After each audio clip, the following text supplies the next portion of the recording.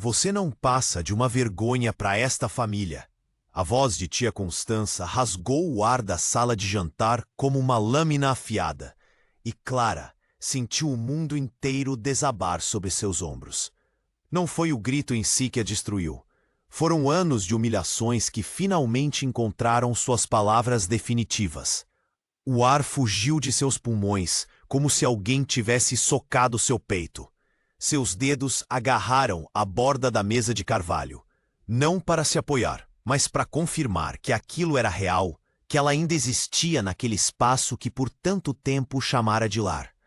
O zumbido nos ouvidos era ensurdecedor, um som agudo e contínuo que abafava os risos maliciosos de suas primas, Helena e Beatriz, sentadas à mesa como juízas de um tribunal, onde ela já fora condenada antes mesmo de nascer.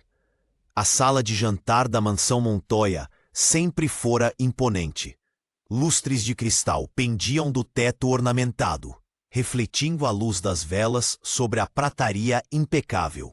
O aroma de carne assada e moio de vinho ainda pairava no ar, lembrando Clara de que ela nunca mais provaria daquela comida. Não como membro da família. Talvez nunca mais. Ela estava de pé, ao lado da mesa, como sempre estivera nos últimos 3 anos. Não sentada, nunca sentada. Seu lugar era ali, de pé, com o avental manchado e as mãos calejadas, segurando a bandeja de prata que acabara de deixar cair.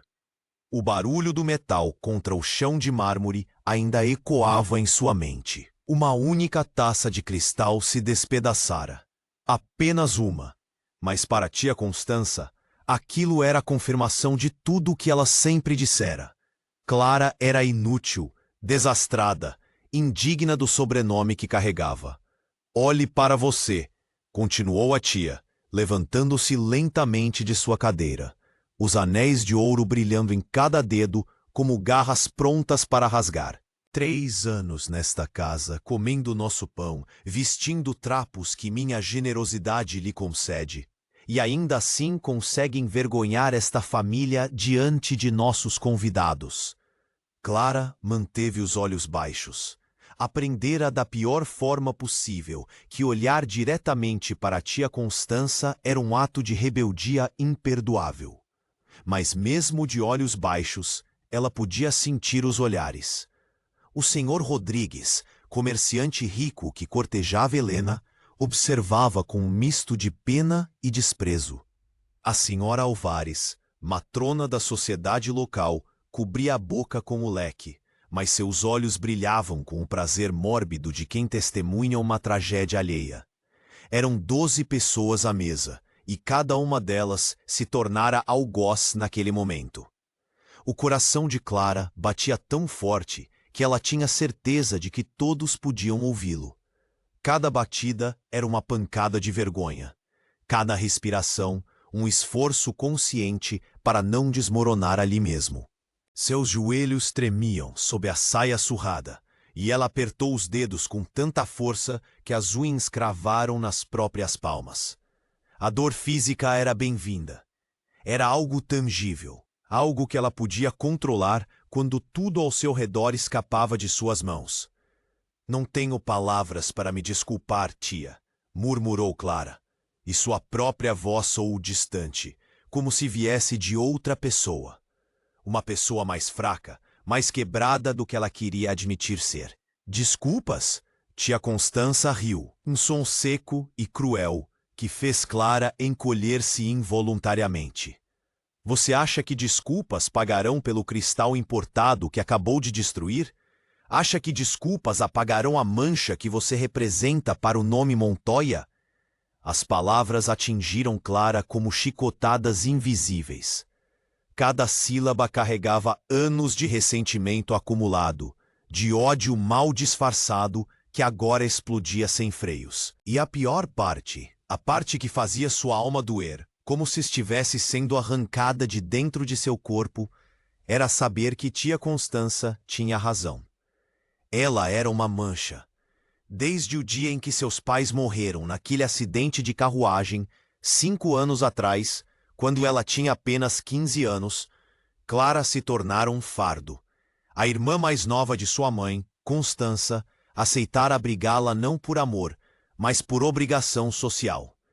E Clara pagava por essa obrigação todos os dias. Mãe tem razão, intrometeu-se Helena, a prima mais velha, com aquele sorriso venenoso que ela reservava para os momentos em que podia afundar Clara ainda mais.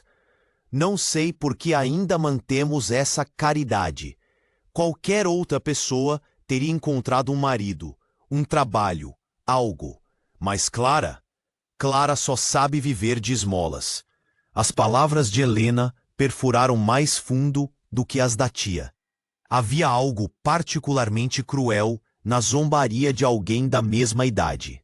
Alguém que deveria entender, mas escolhia destruir. Clara lembrou-se de quando eram crianças, quando Helena ainda a tratava como prima, como amiga. Aquela menina morrera no mesmo dia em que os pais de Clara foram enterrados. No lugar dela, nascera essa criatura calculista que via em cada humilhação de Clara uma oportunidade de se elevar.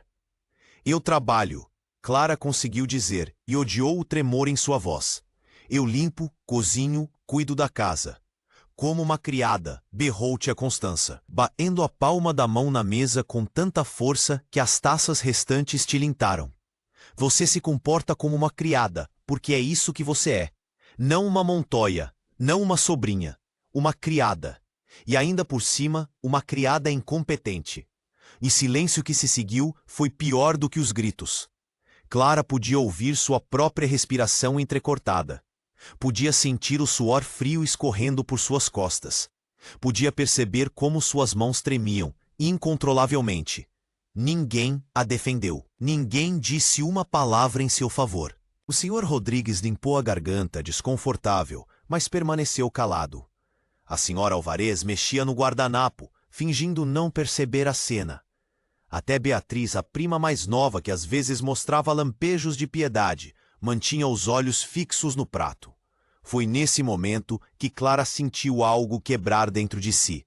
Não foi dramático, não houve um som audível, mas ela sentiu.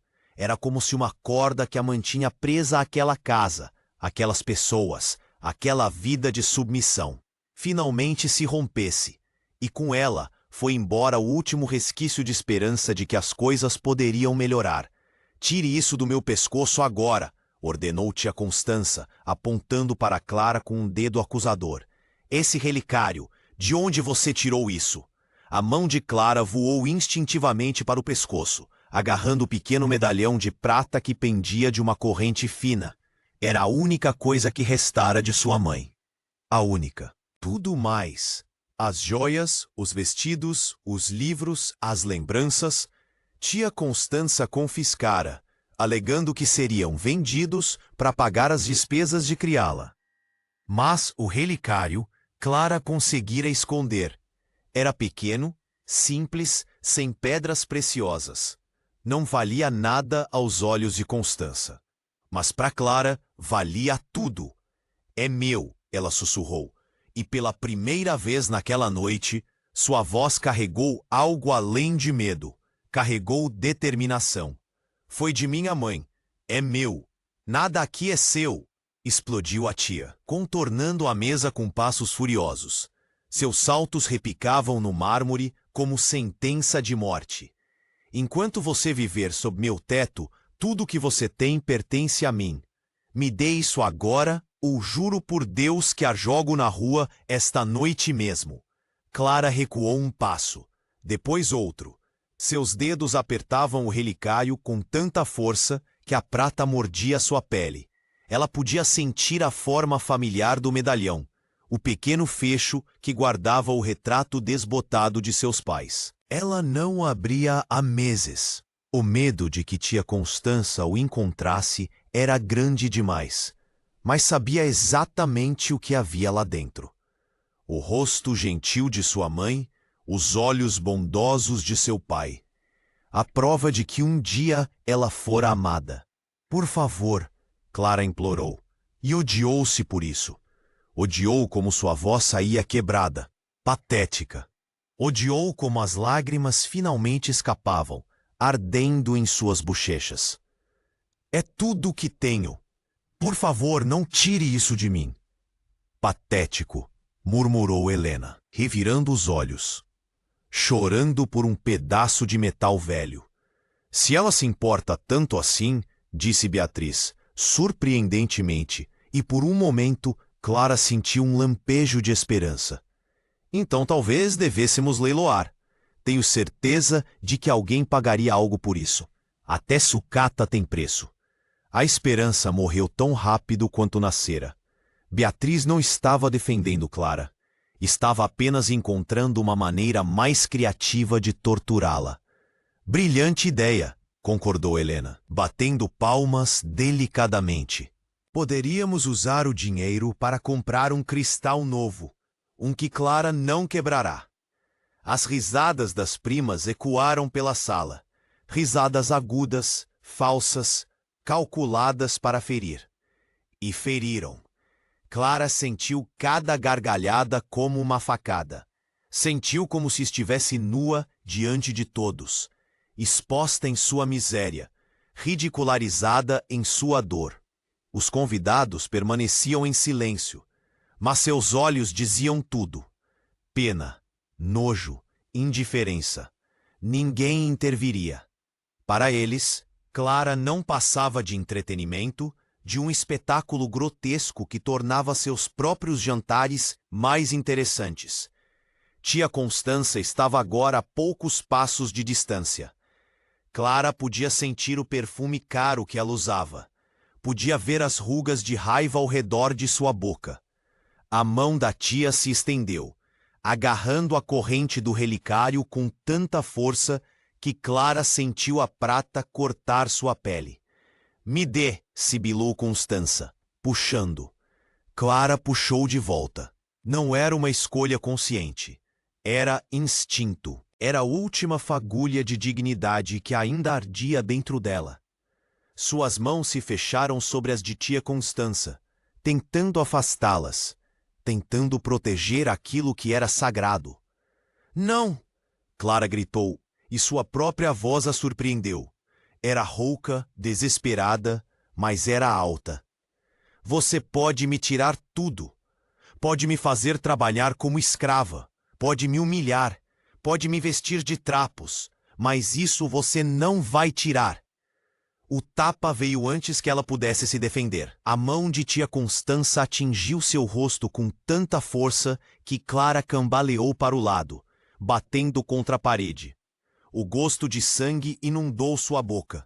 Sua visão escureceu por um momento. Seus ouvidos uniam, mas ela não soltou o relicário. Como ousa levantar a voz para mim? A voz de Constança tremeu de fúria. Como ousa me desafiar diante de meus convidados? Você, que não passa de lixo que eu recolhi da rua por pura bondade? Clara deslizou pela parede até o chão, suas pernas finalmente cedendo. A dor em seu rosto era lancinante, mas era pequena comparada à dor em seu peito. Ela abraçou os joelhos, escondendo o rosto, e pela primeira vez em 3 anos, permitiu-se chorar abertamente. Não eram lágrimas silenciosas e discretas. Eram soluços que sacudiam todo o seu corpo, gemidos de dor que ela não conseguia mais conter. Saia, disse tia Constança. Sua voz agora fria e definitiva. Saia da minha casa, agora. Clara ergueu os olhos, incrédula. Lágrimas embaçavam sua visão, mas ela podia ver o rosto de tia Constança. Não havia hesitação ali. Não havia dúvida. A decisão estava tomada. Tia, por favor, Clara soluçou. Eu não tenho para onde ir. Por favor, eu vou pedir desculpas. Vou trabalhar mais. Vou... Fora! Berrou Constança. Pegue seus trapos e desapareça da minha vista. Estou cansada de olhar para sua cara de fracassada. Cansada de te alimentar. Cansada de sua existência miserável manchando minha casa. Helena e Beatriz observavam com expressões de satisfação mal disfarçada. Os convidados desviavam os olhos, desconfortáveis, mas ninguém protestou. Ninguém disse, isso é cruel demais. Ninguém ofereceu abrigo. Clara estava sozinha, completamente, devastadoramente sozinha. Ela se levantou lentamente. Cada movimento uma agonia. Suas pernas tremiam tanto que ela mal conseguia ficar de pé. Limpou o sangue do canto da boca com as costas da mão. E o relicário ainda pendia de seu pescoço, intacto. Pequena vitória. Vitória amarga. Vou pegar minhas coisas, ela murmurou. 5 minutos, disse Constança. Depois disso, mando os criados te jogarem na rua. Clara subiu as escadas cambaleando, agarrando-se ao corrimão para não cair. Cada degrau era uma montanha. Cada respiração uma batalha. Quando chegou ao pequeno quarto no sótão, seu quarto, se é que podia chamar aquilo de quarto, ela se permitiu 5 segundos de colapso total. Sentou-se na cama estreita, enterrou o rosto nas mãos e gritou. Um grito silencioso, abafado, que rasgou sua garganta mas não fez som. Um grito de tudo que ela não pudera dizer lá embaixo. Depois, com mãos trêmulas, ela começou a juntar suas coisas. Não havia muito. 2 vestidos surrados, uma escova de cabelo quebrada, um par de meias remendadas, um chale que fora de sua mãe.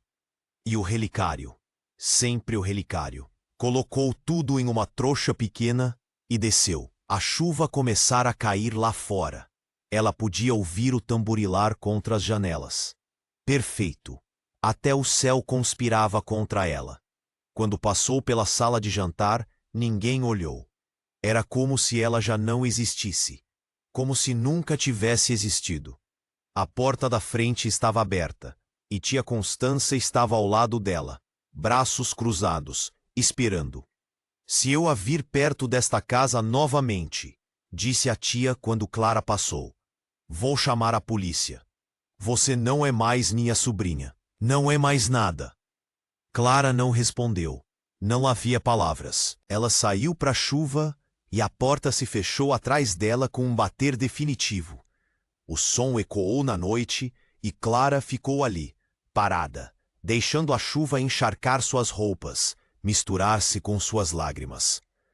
Ela não sabia para onde ir. Não tinha dinheiro. Não tinha amigos. Tia Constança cuidara de isolá-la de qualquer relacionamento ao longo dos anos. Não tinha nada além da roupa do corpo, uma trouxa molhada e um relicário de prata. Mas ela tinha que andar. Tinha que se mover, porque ficar parada ali significava aceitar a derrota. Significava morrer naquele degrau. Então Clara começou a caminhar. A chuva caía mais forte agora, transformando as ruas em rios de lama. Seus sapatos gastos encharcaram em segundos. O frio penetrou seus ossos. Mas ela continuou andando. Não sabia há quanto tempo caminhava quando viu os portões, enormes, de ferro forjado, com brasões que ela não reconhecia. Além deles, uma mansão que fazia a casa dos Montoya parecer modesta. Luzes brilhavam nas janelas, prometendo calor, segurança, vida. Clara se agarrou aos portões, suas pernas finalmente cedendo. Caiu de joelhos na lama, ainda segurando as grades, e quando olhou para cima, viu um homem. Ele estava parado na entrada da mansão, sob um dossel que o protegia da chuva. Alto, vestido completamente de preto, com uma expressão que poderia ter sido esculpida em pedra. Seus olhos eram escuros e impenetráveis, e quando ele a viu, não houve compaixão neles. Apenas avaliação. Por favor, Clara conseguiu dizer, sua voz quase inaudível sob o barulho da chuva. Por favor, preciso de trabalho, de qualquer coisa. Sei cozinhar, limpar, costurar. Por favor. O homem desceu os degraus lentamente. Um criado correu atrás dele com um guarda-chuva, mas ele o dispensou com um gesto. Aproximou-se dos portões e observou Clara por um longo momento. Ela devia parecer patética, encharcada, coberta de lama, tremendo incontrolavelmente. Você está ferida, ele observou, apontando para o rosto de Clara, onde a marca do tapa de tia Constança começava a roxear. Não importa, Clara murmurou. Só preciso de trabalho. Prometo que sou boa trabalhadora. Prometo que não vou decepcionar Vossa Graça. Duque, corrigiu ele, sem emoção. Sou o Duque Alejandro de Valcárcel. E você está em minha propriedade sem permissão. Clara sentiu o pânico apertar sua garganta. Ela invadira a propriedade de um duque. Ela seria presa. Ou pior, me perdoe, ela implorou. Eu não sabia, vou embora agora mesmo. Desculpe, desculpe. Mas quando tentou se levantar, suas pernas não obedeceram. Ela caiu novamente, e pela primeira vez viu algo se mover nos olhos do duque. Não era compaixão, era curiosidade. Como se ela fosse um enigma que ele não conseguia decifrar. Frederick, ele chamou, e o criado com o guarda-chuva apareceu imediatamente. Abra os portões. Leve esta mulher para os aposentos dos criados. Dê-lhe roupa seca e comida. Clara piscou, incrédula. Vossa Graça? Você disse que precisa de trabalho, disse o duque, sua voz tão fria quanto o vento. Estou precisando de uma criada discreta. Alguém que saiba quando ficar calada. Acha que consegue fazer isso? Sim, Clara respondeu imediatamente. Sim, Vossa Graça. Prometo. Então está decidido. Ele se virou para voltar à mansão, depois parou. Qual é seu nome? Clara. Clara Montoya. Ele não respondeu. Apenas acenou com a cabeça e desapareceu na mansão. Frederick abriu os portões e ajudou Clara a se levantar. Suas pernas ainda tremiam, mas agora havia algo novo misturado ao medo e à exaustão. Esperança. Pequena, frágil, mas inegavelmente ali. Enquanto seguia Frederick pela trilha que levava à mansão, Clara apertou o relicário contra o peito. Ela sobrevivera à pior noite de sua vida. E talvez, apenas talvez, as coisas pudessem melhorar. Ela não sabia, naquele momento, o quão errada e o quão certa estava. Os primeiros dias na mansão Valcárcel passaram em uma névoa de dor e desorientação. Clara acordava antes do amanhecer, trabalhava até a noite e caía na cama estreita no quarto dos criados, tão exausta que nem sonhava. Não havia tempo para pensar, não havia espaço para sentir, e ela agradecia por isso. A mansão era vasta, 3 andares de mármore e veludo, jardins que se estendiam até onde os olhos podiam ver, estátuas de anjos e fontes que cantavam dia e noite. Mas apesar de toda a beleza, havia algo profundamente melancólico no lugar. Era como se a casa em si estivesse de luto. As cortinas eram sempre pesadas e fechadas, os espelhos cobertos com panos.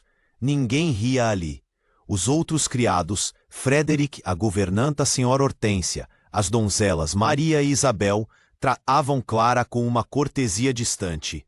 Não eram cruéis, mas também não eram calorosos. Ela aprendeu rapidamente que havia regras não ditas naquela casa. Não fazer perguntas. Não olhar diretamente para o duque. Não mencionar a duquesa morta. Ah, a duquesa. Clara só soube da existência dela no 3º dia, quando estava polindo a prataria na cozinha e ouviu Maria e Isabel cochichando. 5 anos já, dizia Maria, suspirando. E ele ainda não tirou os retratos dela. Nem vai tirar, respondeu Isabel. Você viu como ele fica quando alguém menciona o nome dela? Congelado, como se seu coração tivesse morrido junto. Clara manteve os olhos no garfo que polia, mas seus ouvidos estavam completamente focados. Era linda, não era? Continuou Maria. Aqueles olhos azuis, aquele cabelo dourado, pareciam um conto de fadas. Até que ela morreu dando à luz, Isabel terminou amargamente. E o bebê também. Tudo por nada. Clara sentiu um aperto no peito. Então era isso. O duque era viúvo. E não apenas viúvo. Era um homem que perdera esposa e filho de uma só vez. Não era de admirar que a mansão parecesse um mausoléu. A nova criada está ouvindo, alertou Maria de repente, e Clara se encolheu, esperando uma repreensão. Mas Isabel apenas riu. Que ouça! Quanto antes ela entender como as coisas são aqui, melhor. O Duque não quer companhia, Clara. Ele quer eficiência, quer silêncio, quer que o deixemos em paz com seus fantasmas. E era verdade. Nos primeiros dias, Clara via o Duque apenas de relance. Ele passava pelos corredores como uma sombra, sempre de preto, sempre sozinho. Não tomava café da manhã com ninguém. Não recebia visitas. Passava horas trancado em seu escritório ou cavalgando sozinho pela propriedade. Quando ela o via, ele não a reconhecia, ou fingia não reconhecer. Para ele, ela era apenas mais um corpo realizando tarefas. E Clara aceitava isso. Era melhor assim. Melhor ser invisível do que ser notada pelas razões erradas. Mas então, na segunda semana, tudo mudou. Clara estava no jardim de inverno, um espaço de vidro e ferro que abrigava plantas exóticas, regando as flores que começavam a murchar. Ninguém cuidava daquele jardim há anos, segundo Senhora Hortência. Era o lugar favorito da falecida duquesa. Desde sua morte, o duque proibira qualquer um de entrar ali. Mas as plantas estavam morrendo, e Clara não suportava ver vida definhando quando ela podia fazer algo a respeito. Então, sorrateiramente, durante os momentos em que tinha certeza de que o duque estava fora, ela começou a regar, podar, cuidar. As rosas começaram a florescer novamente. Os jasmins recuperaram seu perfume. A era que cobria as paredes de vidro ganhou um verde vibrante. E Clara sentia, pela primeira vez em semanas, uma pequena centelha de propósito. Ela estava criando vida em um lugar de morte. Estava trazendo beleza de volta. Foi no 10º dia que ele a encontrou. Clara estava ajoelhada no chão de pedra, plantando bulbos de tulipas. Suas mãos estavam sujas de terra, e ela cantarolava baixinho, uma canção que sua mãe costumava cantar.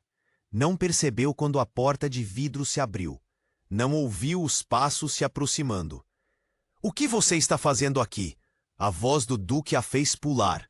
Os bulbos caíram de suas mãos.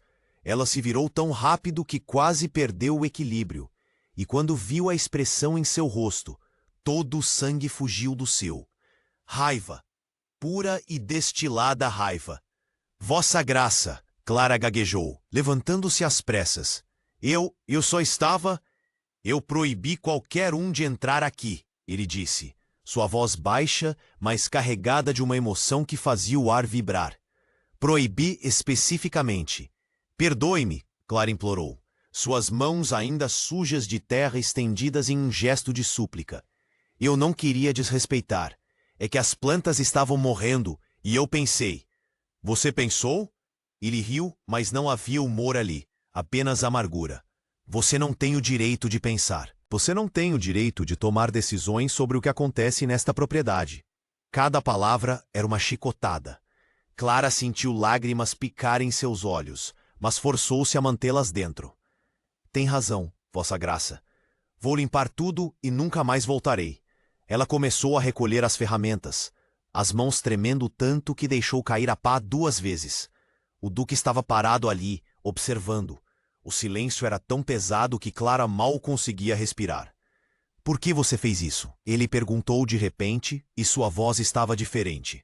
Ainda tensa, mas havia algo mais ali. Confusão, talvez. Clara parou. Olhou para as flores ao redor delas. — Porque elas queriam viver. Ela respondeu simplesmente. E me pareceu cruel deixá-las morrer quando eu podia ajudar. O duque não respondeu imediatamente.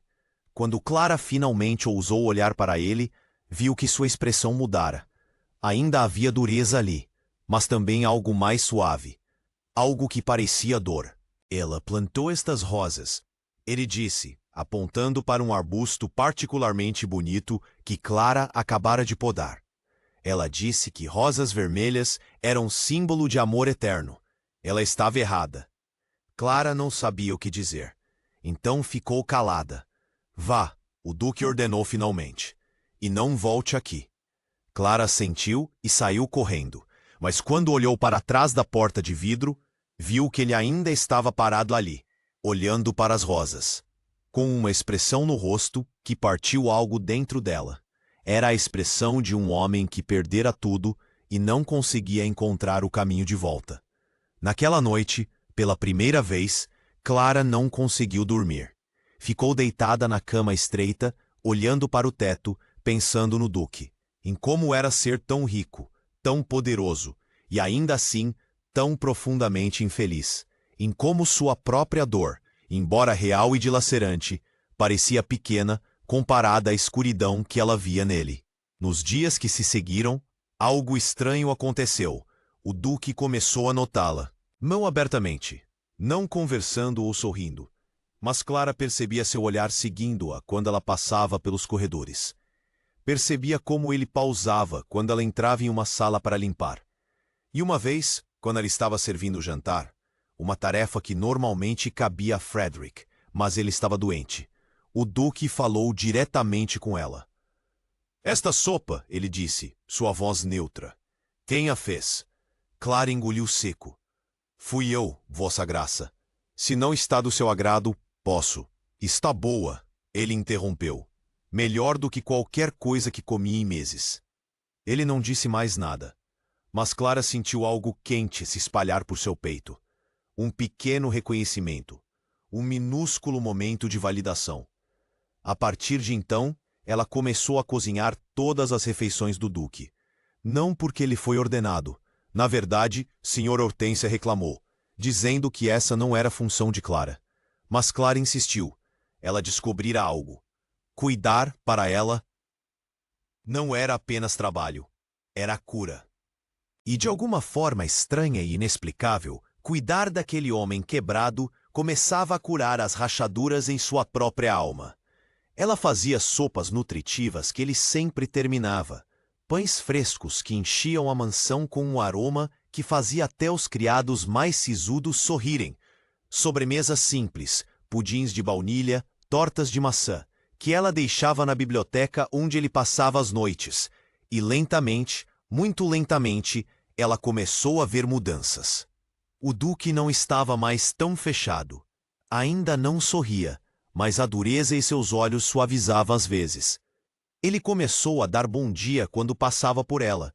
Começou a perguntar seu nome, embora já soubesse, ela tinha certeza.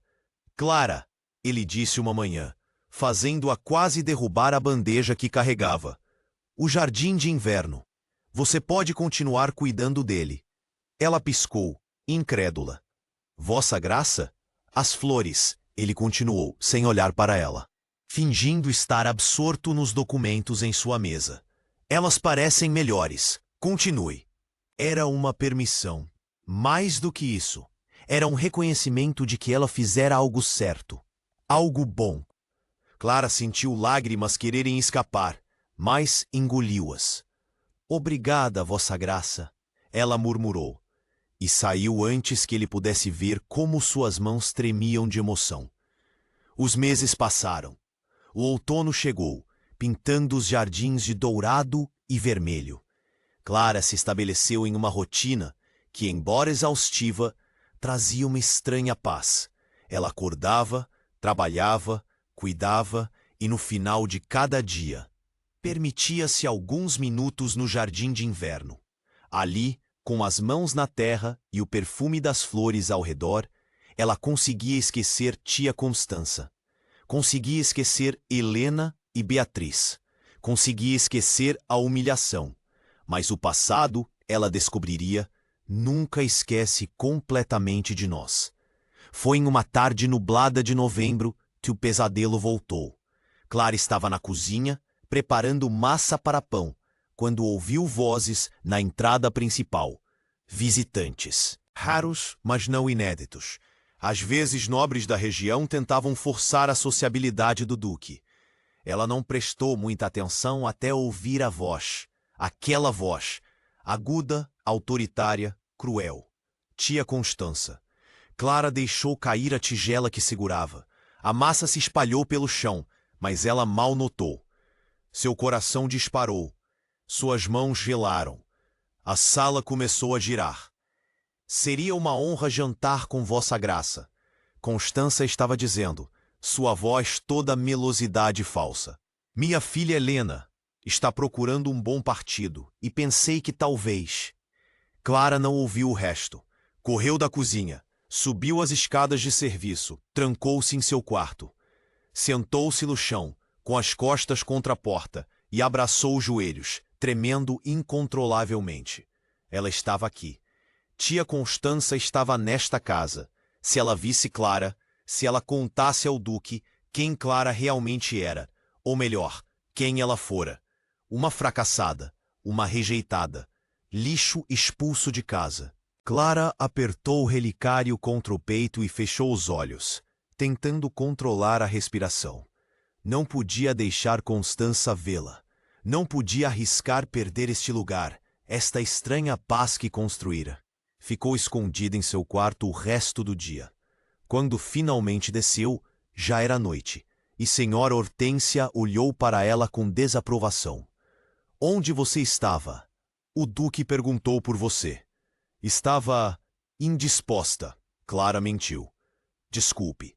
A governanta bufou, mas não insistiu. Clara passou a noite em agonia, esperando o momento em que tia Constança a reconheceria. Mas no dia seguinte, quando espiou do andar de cima, viu a carruagem partindo. Elas tinham ido embora. Por enquanto. Mas Clara sabia que voltariam. E quando voltassem, tudo o que ela construíra desmoronaria. A solução veio de uma maneira que ela nunca esperaria. 2 semanas depois, ela estava limpando a biblioteca quando encontrou uma carta aberta na mesa do Duque. Não queria ler, não era seu lugar, mas seus olhos capturaram as primeiras linhas. A viúva Montoya insiste em seu convite para jantar. Ela alega ter uma sobrinha que trabalha em minha propriedade e gostaria de visitá-la. Devo recebê-las? O mundo de Clara girou. Constança sabia. De alguma forma, ela descobrira. E agora estava usando isso para forçar seu caminho para dentro da vida do Duque, provavelmente para empurrar Helena como potencial noiva. Clara tinha que fazer algo. Mas o quê? Fugir? Para onde? Este era o único lugar onde ela tinha um teto sobre a cabeça. E mais do que isso, ela não queria ir. Não queria deixar o jardim de inverno. Não queria deixar de cozinhar para o Duque. Não queria deixar o único lugar onde por meses sentira-se quase humana. Essa noite, pela primeira vez, Clara ousou quebrar a regra mais sagrada da mansão. Bateu na porta do escritório do Duque. Entre, veio a voz dele, surpresa. Quando ela abriu a porta, o Duque ergueu os olhos dos documentos e sua expressão mudou para algo entre surpresa e leve alarme. Clara nunca, em 6 meses, ousara procurá-lo diretamente. Vossa Graça, ela começou, sua voz tremendo. Eu preciso contar algo. Ele fechou os documentos e a estudou com aqueles olhos escuros e penetrantes. Continue. E ali, de pé na frente dele, com as mãos tremendo e o coração quase saltando do peito, Clara contou tudo. Sobre seus pais mortos, sobre tia Constança e as primas cruéis, sobre os anos de humilhação de ser tratada como criada, sobre a noite da expulsão, o tapa, a chuva, sobre como chegar aos portões desta mansão mais morta do que viva. Ele ouviu em silêncio absoluto. Quando ela terminou, o silêncio se estendeu por tanto tempo que Clara achou que ele a mandaria embora imediatamente. Mas então ele falou. Por que você está me contando isso agora? Porque Clara respirou fundo. A senhora Constança descobriu que estou aqui.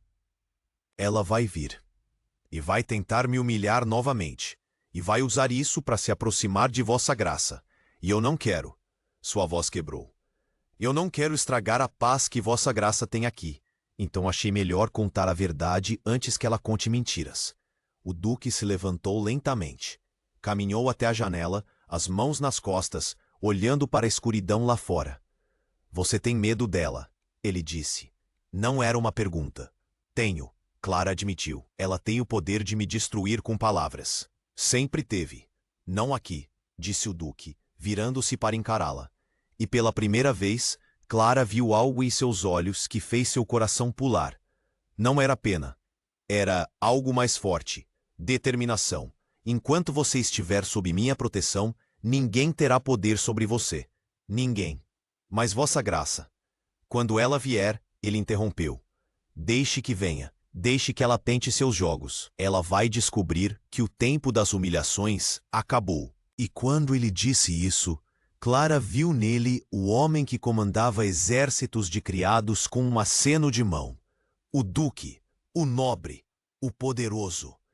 E pela primeira vez, aquele poder estava sendo usado para protegê-la.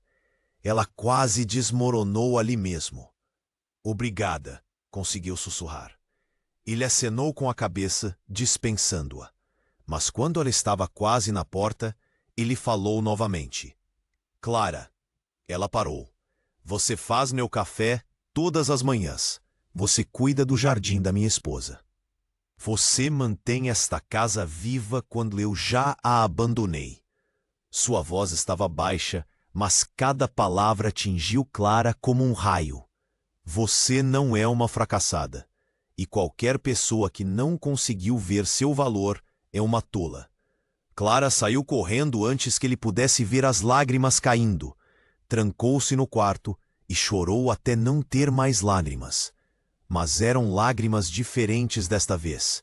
Não de dor, mas de algo que ela não sentia há tanto tempo que quase não reconheceu. Gratidão, alívio e uma pequena, perigosa centelha de esperança. O jantar aconteceu 3 dias depois. Clara passou esses dias em um estado de pânico controlado. Sabia que teria que servir à mesa. Não havia como evitar. Frederic estava viajando, e ela era a única que o duque confiava para servir suas refeições. Teria que encarar tia Constança, teria que olhar para Helena e Beatriz. Preparou-se da melhor forma que podia. Vestiu o uniforme mais limpo e bem passado. Pendurou o relicário sob a blusa, escondido. Amarrou o cabelo tão apertado que doía. Respirou fundo e convenceu-se de que podia fazer isso. Quando desceu para o salão de jantar, já estavam todos lá. Tia Constança, radiante em um vestido azul, escandalosamente caro. Helena, linda e sorridente, claramente em seu melhor comportamento de noiva em potencial. E Beatriz, olhando entediada, mas elegante. Nenhuma delas notou Clara inicialmente. Estavam todas focadas no duque, que estava sentado à cabeceira da mesa com uma expressão de educada indiferença. Foi quando Clara se aproximou com a bandeja de entrada que Helena a viu. Clara! A voz dela foi quase um guincho. Clara! O salão inteiro ficou em silêncio. Clara sentiu cada par de olhos virando para ela. Manteve a cabeça erguida, forçando suas mãos a não tremerem enquanto colocava os pratos. É você! Helena riu, aquele riso cruel que Clara conhecia tão bem. Olhe, mãe, é a Clara! Nossa prima indigente agora trabalha como criada para o duque. Constância ergueu uma sobrancelha perfeitamente desenhada e estudou Clara com olhos frios. Bem, bem, parece que você finalmente encontrou seu lugar apropriado no mundo. Uma criada, disse Beatriz, balançando a cabeça em falsa piedade. Quem diria? Clara forçou suas mãos a permanecerem firmes, colocou o último prato e estava prestes a recuar quando Constança falou novamente. Diga-me, vossa graça. Ela disse, virando-se para o duque com um sorriso que era puro veneno disfarçado de doçura. Você sabia que Clara aqui é na verdade de sangue nobre? Embora se comporte como uma criada? Fascinante, disse o duque. Sua voz tão plana que Clara não conseguiu ler se ele estava interessado ou entediado. Continue. Oh, é verdade. Helena se inclinou para a frente, animada. Ela sempre amara ter uma audiência. Nossos pais a acolheram depois que os dela morreram. Ela devia ter gratidão, mas ao invés disso sempre foi problemática. Preguiçosa, desagradecida. Quebrava coisas, acrescentou Beatriz.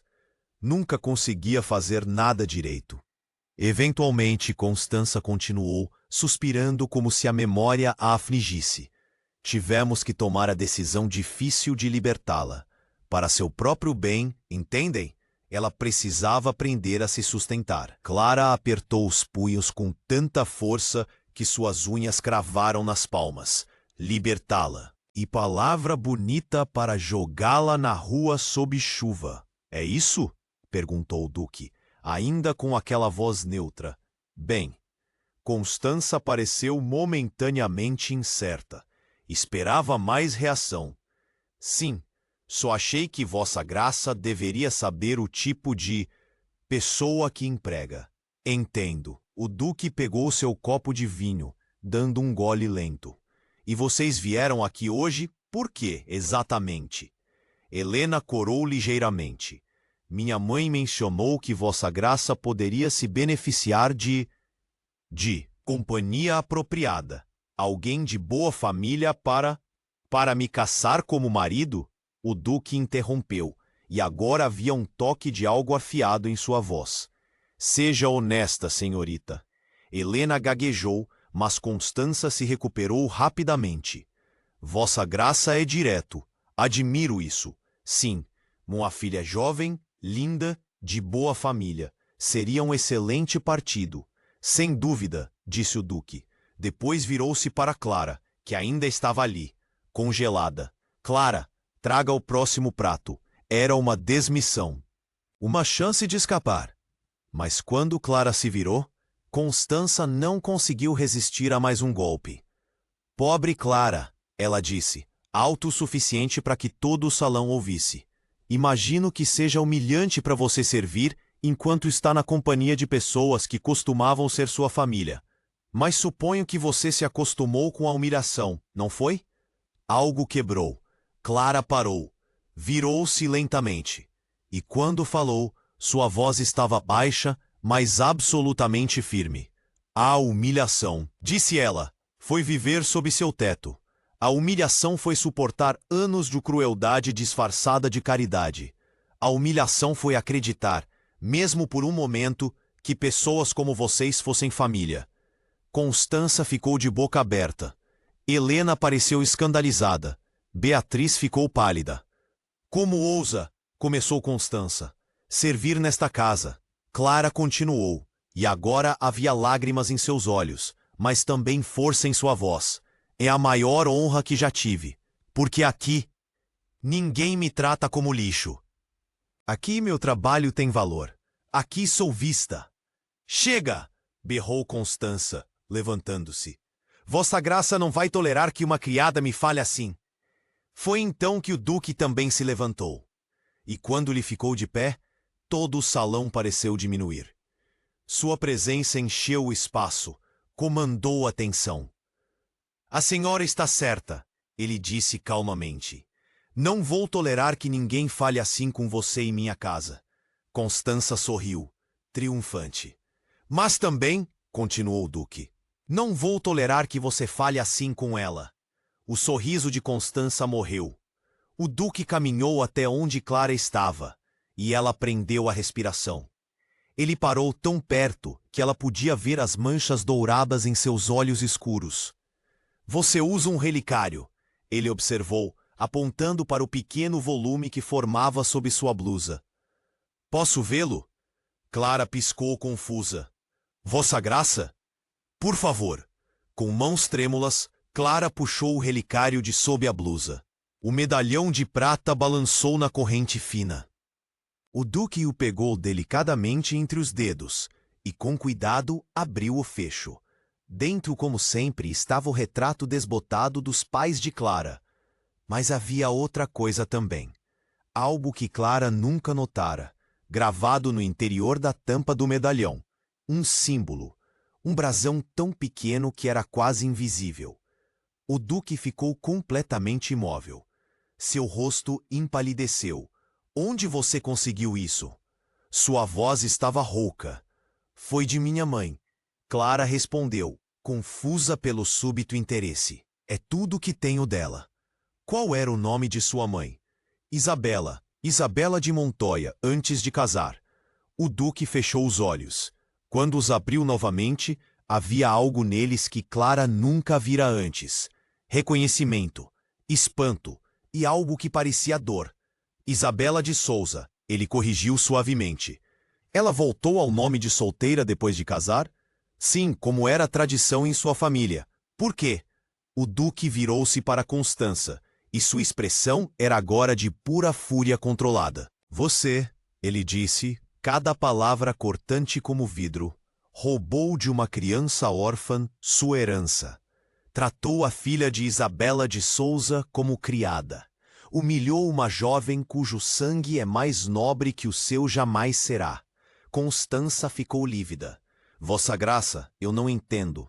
Isabela de Souza, o duque continuou, sua voz agora ecoando pelo salão, era prima de segundo grau de minha falecida esposa.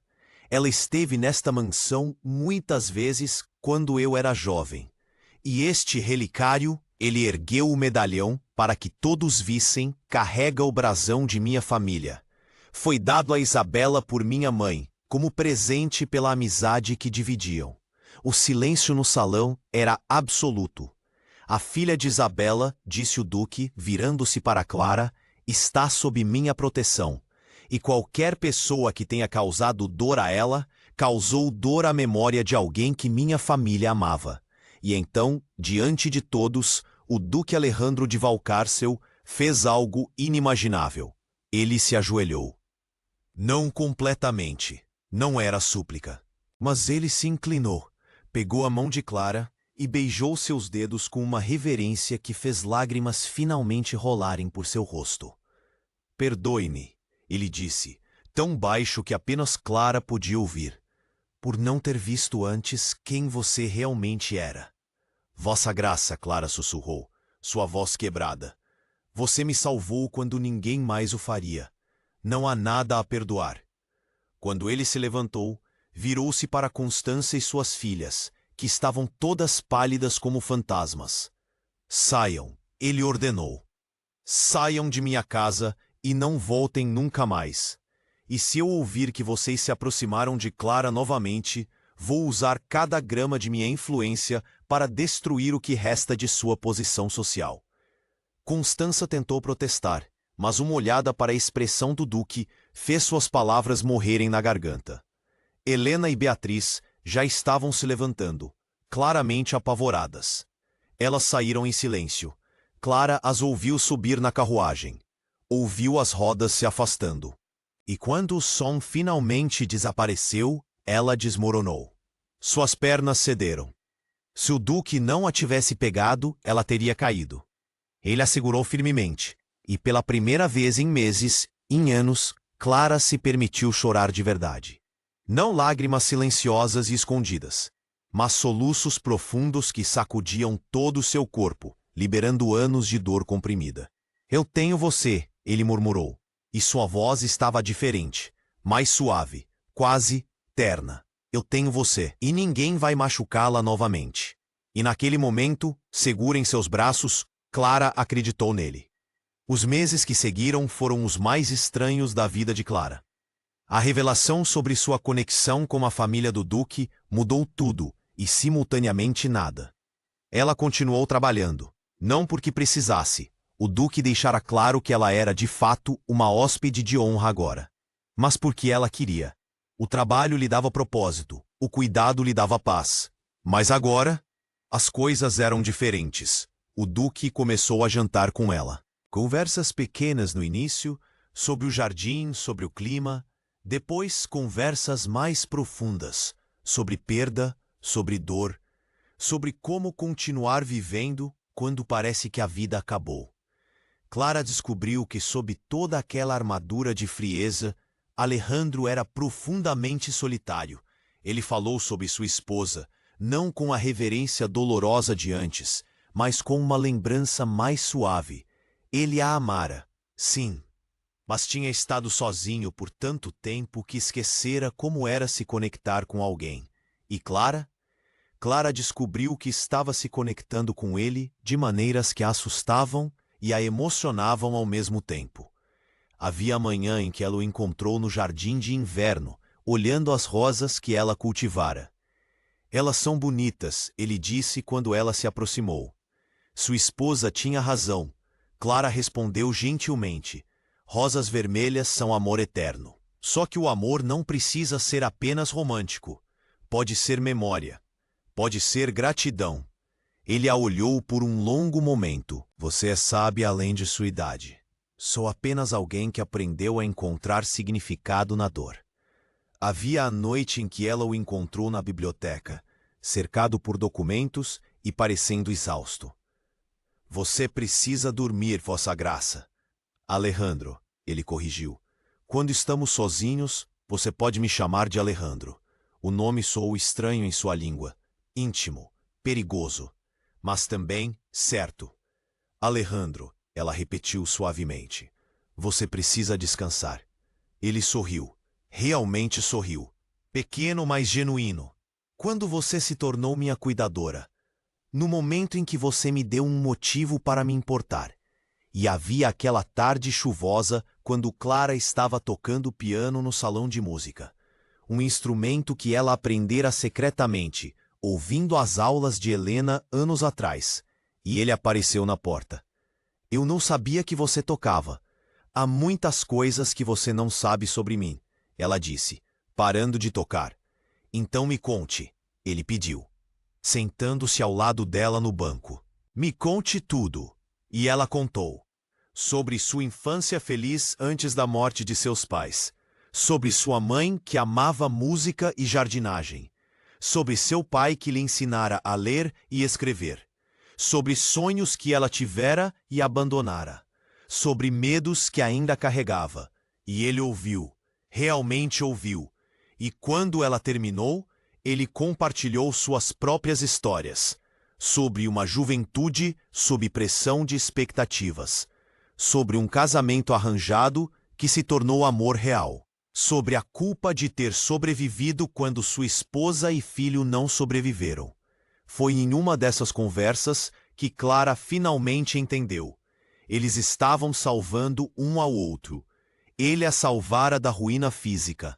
Ela o estava salvando da ruína emocional. E em algum lugar nesse processo de cura mútua, algo mudou.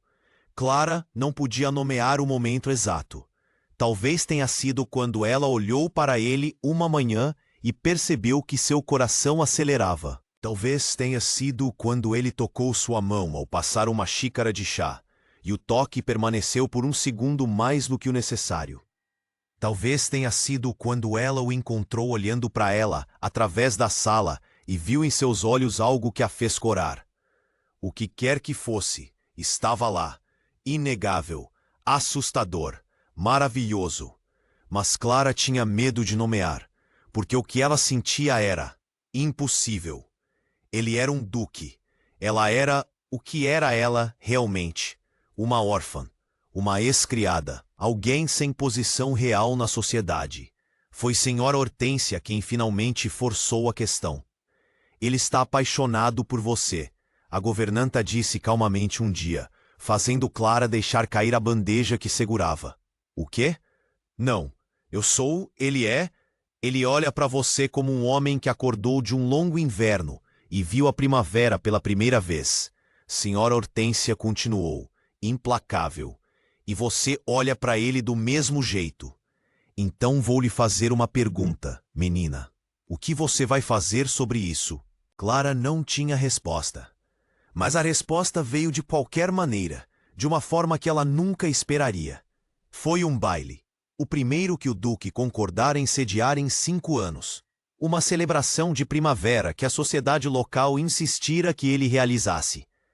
Clara não esperava comparecer. Ela ainda era, tecnicamente, parte do pessoal. Mas Alejandro insistiu. Você é minha convidada de honra, ele disse. Por favor, venha. Ela não tinha roupa apropriada, é claro, mas Senhora Hortência revelou-se ter um talento secreto para a costura, e com a ajuda de Maria e Isabel, criaram um vestido que fez Clara chorar quando o viu. Era simples, azul claro, sem muitos enfeites, mas a fazia sentir bonita pela primeira vez em anos. Quando ela desceu as escadas na noite do baile, Alejandro estava esperando o saguão. E quando ele a viu, parou completamente. Seus olhos se arregalaram, sua boca se abriu ligeiramente, e depois, lentamente, ele sorriu. Um sorriso real, completo, que transformou seu rosto inteiro. Clara, ele disse, sua voz rouca. Você está radiante. Ela corou, descendo os últimos degraus. É demais? Posso trocar? Não, ele interrompeu, pegando sua mão. É perfeito. Você é perfeita. O baile foi um turbilhão. Música, dança, conversas. Clara estava aterrorizada no início, mas Alejandro nunca deixou seu lado. Ele a apresentou como Senhora Clara de Souza, honrada convidada de minha casa. Alguns dos presentes olharam com curiosidade, alguns com desdém. Mas a presença protetora dele ao lado dela manteve todos educados. E então, no meio da noite, eles dançaram. Foi uma valsa lenta. Alejandro a guiou pela pista de dança com uma graça que a surpreendeu. E enquanto rodopiavam, ele se inclinou e sussurrou. Posso lhe dizer um segredo? Sim, eu não queria dar este baile, mas agora estou grato por ter dado, porque me deu uma desculpa para segurar você assim. O coração de Clara parou. Bom, eu sei que não deveria, ele continuou, sua voz baixa e intensa. Eu sei que há 1000 razões pelas quais é inadequado. Mas, Clara, eu não consigo mais fingir que você não significa tudo para mim. Lágrimas picaram os olhos dela. Você também significa tudo para mim, mas... Sem mas, ele interrompeu gentilmente. Não esta noite. Esta noite apenas dance comigo, e deixe-me pretender que o resto do mundo não existe. Então ela dançou, e por uma noite mágica, eles foram apenas Alejandro e Clara. Não duque e criada, não nobre e órfã. Apenas 2 corações quebrados que de alguma forma encontraram cura um no outro. A música terminou. Os convidados começaram a partir, e quando o último saiu, Alejandro pegou a mão de Clara. Venha, ele disse. Há algo que eu quero lhe mostrar. Ele a levou ao jardim de inverno. Sob a luz do luar que entrava através do vidro, as flores que ela cultivara brilhavam prateadas. E ali no centro, ele se virou para encará-la. Eu não sei como fazer isso, ele começou, e Clara viu vulnerabilidade real em seus olhos. Não sei como me abrir novamente depois de ter me fechado por tanto tempo, mas quando estou com você, quero tentar. Quando estou com você, sinto que posso respirar novamente. Alejandro, Clara sussurrou, sua voz tremendo. Eu sou apenas... Você é Clara, ele interrompeu. E isso é tudo o que você precisa ser. Você é bondosa, é forte, é linda de uma maneira que não tem nada a ver com aparência. Você me lembra do que significa estar vivo. Ele pegou ambas as mãos dela. Eu sei que é cedo, eu sei que há coisas a resolver. Mas, Clara, eu gostaria, se você me permitisse, eu gostaria de cortejá-la, apropriadamente, com a intenção de, um dia, se você me aceitar, fazer de você minha esposa. O mundo de Clara parou. Você quer casar comigo? Mais do que qualquer coisa, ele respondeu simplesmente. As lágrimas finalmente transbordaram, mas eram lágrimas de alegria. Pura, inacreditável alegria. Sim, ela sussurrou. Sim, eu aceito. E quando ele a beijou, suave e reverentemente sob a luz do luar, Clara finalmente entendeu o que era ser vista, ser valorizada, ser amada, não por sua posição, não por sua riqueza ou beleza, mas por quem ela era. E isso, ela percebeu, era mais precioso do que qualquer ouro. A notícia do noivado causou escândalo, é claro. A sociedade zunfa com fofocas. Como o Duque de Valcárcel podia se casar com uma ex-criada? Sim, ela era tecnicamente de sangue nobre, mas mesmo assim, era inadequado. Alejandro não ligou. Ele anunciou o noivado publicamente, sem vergonha ou hesitação. E qualquer pessoa que ousasse questioná-lo em sua presença era rapidamente silenciada por um olhar gelado. Os meses do noivado foram os mais felizes da vida de Clara. Alejandro a cortejava com a seriedade de um homem que descobrira um tesouro precioso. Passeios pelo jardim, jantares à luz de velas, conversas que duravam até as primeiras horas da manhã, e Clara florescia. Sob sua atenção e cuidado, ela se tornou mais confiante, mais radiante. começou a acreditar que merecia a felicidade que estava recebendo. Mas o passado, é claro, sempre exige seu último tributo. Uma semana antes do casamento, uma carta chegou. Era de Constança. Alejandro a leu primeiro, e quando terminou, seu rosto estava pálido de fúria. Ela ousa, ele murmurou. Ela realmente ousa. O que é? Clara perguntou, o medo subindo em sua garganta.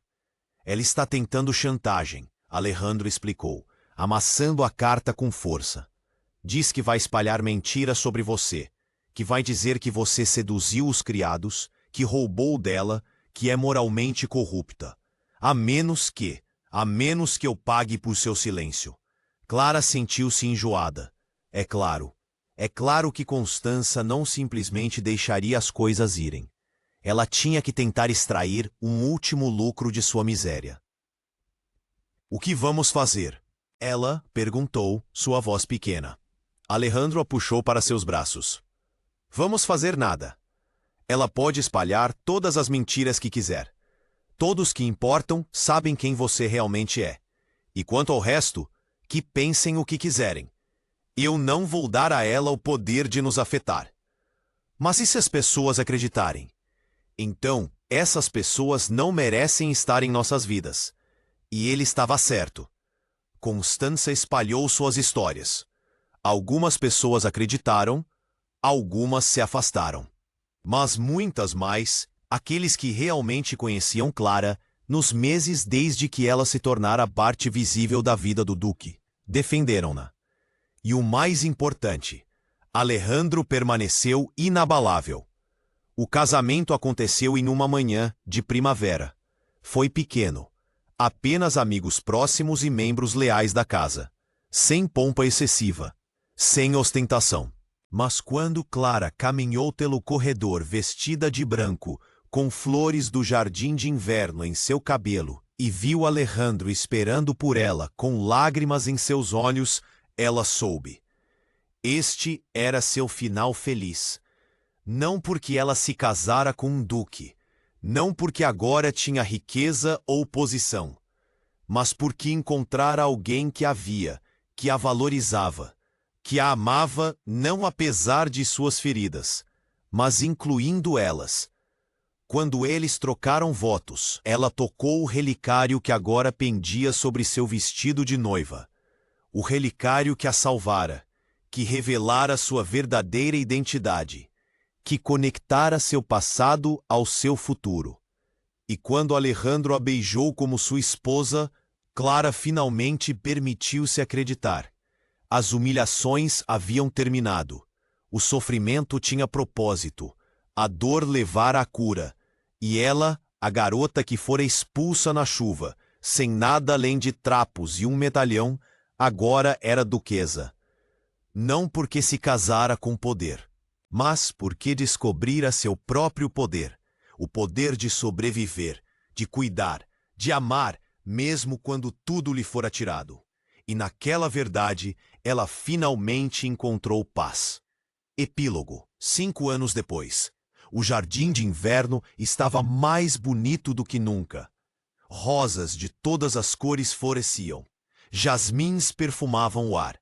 E no centro, em um pequeno jardim de brinquedos que Clara criara, 2 crianças riam. Cuidado, Nicholas! Clara chamou, vendo seu filho de 4 anos escalar um pouco alto demais na trepadeira. Ele está bem, Alejandro disse, aparecendo atrás dela e envolvendo-a em seus braços. Você se preocupa demais, e você se preocupa de menos. Ela retorquiu, mas estava sorrindo. Sua filha, Isabela, nomeada em homenagem à mãe de Clara, correu até eles com um punhado de pétalas de rosa. Olhe, mamãe, fiz confete. Clara se agachou, pegando a menina no colo. Lindo, meu amor. Mas vamos deixar algumas flores nas plantas, sim? Alejandro riu, e o som encheu o jardim. Ele ria muito agora. Tão diferente do homem de pedra que Clara conhecera naquela noite chuvosa anos atrás. Você está feliz? Ele perguntou suavemente, enquanto observavam as crianças brincarem. Mais do que eu poderia imaginar, Clara respondeu honestamente. E você? Todos os dias, ele disse, beijando sua têmpora. Todos os dias agradeço que você apareceu em meus portões. Clara tocou o relicário, agora em uma corrente mais fina e elegante, mas ainda sempre em seu pescoço. Eu também. Notícias chegavam ocasionalmente sobre tia Constança. Aparentemente, sua tentativa de chantagem fora desastrosa. A sociedade a rejeitara. Suas riquezas diminuíram. Helena e Beatriz casaram-se com homens de recursos modestos, suas belezas não sendo suficientes para atrair os ricos maridos que esperavam. Clara não sentiu prazer com suas desgraças, nem raiva, apenas paz. Elas não tinham mais poder sobre ela. Nunca teriam novamente. Ela construíra uma vida nova, uma vida boa, uma vida cheia de amor, risadas e propósito. E quando deitava sua cabeça no travesseiro todas as noites, ao lado do homem que a amava incondicionalmente, Clara sussurrava uma pequena prece de gratidão, pela tempestade que a trouxe até ali, pela dor que a fortaleceu, pela humilhação que a ensinou dignidade e pela jornada que, por mais escura que tenha sido, levou-a até a luz. Porque no final, a garota humilhada como criada descobriu algo que nenhuma quantidade de crueldade poderia tirar: seu próprio valor inestimável. E nisso, ela encontrou não apenas um final feliz, mas um começo verdadeiramente feliz. Fim.